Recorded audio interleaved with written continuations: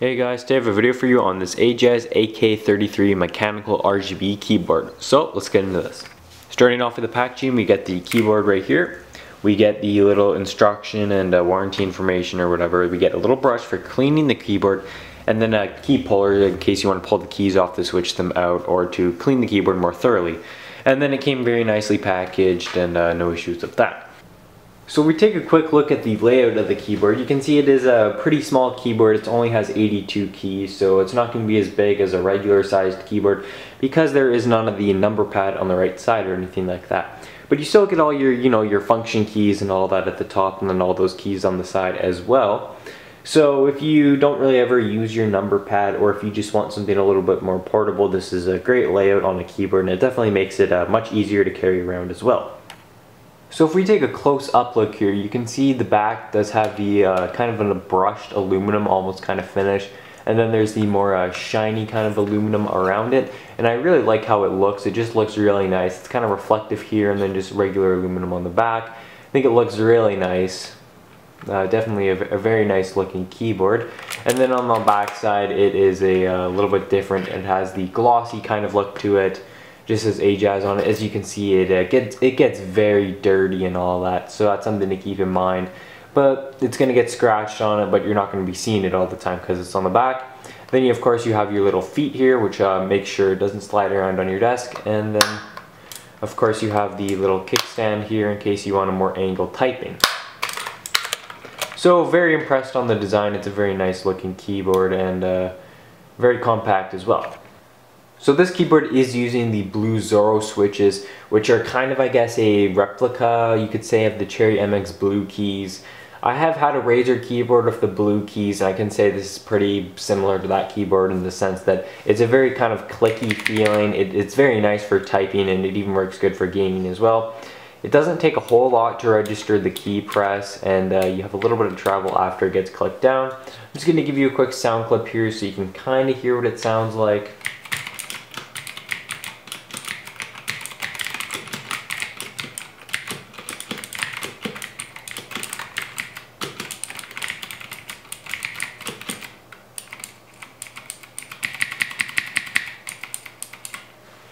So it's definitely a very audible keyboard, and then that's something to keep in mind if you don't want something like that. I know they also sell a couple Ajazz keyboards with the red or black switches, which is more of a quieter, I guess you could say, kind of a keyboard. It's not as clicky or tactile feeling, but it's still a very nice key switch. This one, sure, it's a bit on the annoying side if you want to consider it that way, but I like it. It's very nice for typing and all that, and I haven't had any issues with it whatsoever for the switches. And you can see that they also have the kind of clear casing around it, so that should help with the RGB illumination. In terms of just the overall typing experience, like I said, it's very satisfying. The keys all work fine for gaming. Very customizable in terms of the settings. You can set macro keys in the settings or anything like that if you want to. I haven't had any issues with it in terms of response for typing or anything like that. I haven't had any issues with inputting it correctly or anything like that. Very solid keyboard. It does exactly what you want it to do, so great in that spec.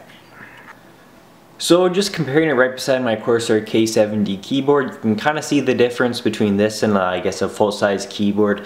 Quite a bit of difference, and this will definitely save you some desk space, or if you do travel with your keyboard a lot, that should help as well. So I guess if that's the kind of keyboard you're looking for, I think this has an excellent kind of layout, and it just makes it really small. Taking a look at the cable length though, you can kind of see where the keyboard is. It's on the regular spot where it would be on my desk.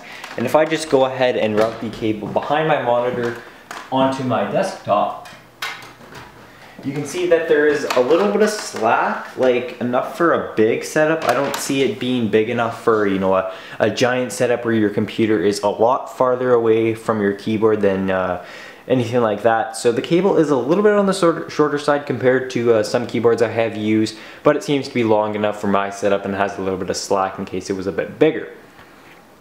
So in terms of the RGB function, there are quite a bit of preloaded options that you can choose from. Right now I just kind of have it on the mode where you can press a key and it kind of just disperses it. But the function key is right up here, and you can kind of change the the brightness or the setting you want to have it on. So let's just go ahead and take a look at the settings that the computer has for the software. So right here is the software for the keyboard. You can download it from Ajazz's website. I'll have a link in the description. We just right click and run as administrator. And then it pops up right here and you have all the controls, which I can just give you a quick go through. So one thing I can say though is cancel seems to be spelled incorrectly, which is a little bit funny, but if we just go ahead right here and hit the RGB settings right here, you have a long list of all the different kind of, I guess you could say, modes for the keyboard. So some of them are going to be, you know, kind of a flowing kind of motion on the keyboard. Other ones are just going to, you know, kind of respond to your touch, or you can have a solid color if you want. Let's just go ahead and choose this, and we can go custom and we can choose any color we want. And in the settings you of course can change macro keys in case you wanted to do that. So definitely some good customization in terms of the software. It's very simple and easy to use as well. In terms of customization for the RGBs, there's plenty of options. You can change the speed and then the brightness, of course. So if you want something like this, you can change the brightness of it. You can change the color on all these effects as well. So if you want red or green or blue or pink or orange or gray or whatever you want, there's plenty of options for you either way. But then there's certain effects that every time you hit the key it changes and things like that. But pretty cool in terms of all of the features.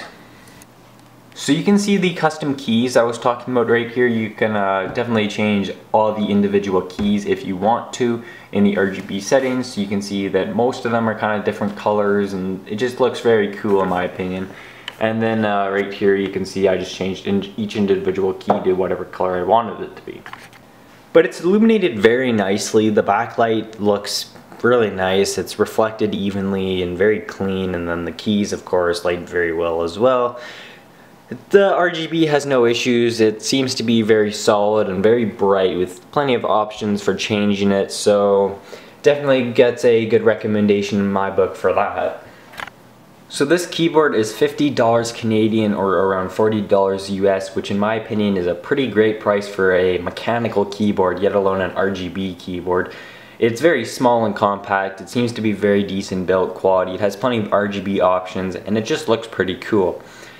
So if you're interested in buying it, I have a link to the Gearbest site in the description down below. It's a very nice site. They also have a couple other Ajazz keyboards on there in case you want to look at something else other than this. But that's pretty much all for this video. Links are in the description down below. You can check them out, or any questions, comments, concerns, you can leave them in the comments, of course.